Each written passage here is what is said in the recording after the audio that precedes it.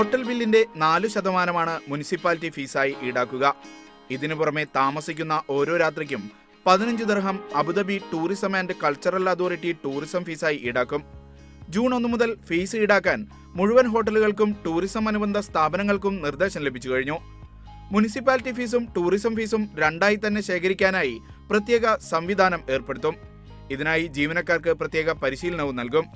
എമിറേറ്റിലെ Abu Dhabi municipality, align municipality, പടിഞ്ഞാറൻ മേഖല municipality എന്നിവയ്ക്കെല്ലാം ഇത് ബാധകമാണ്.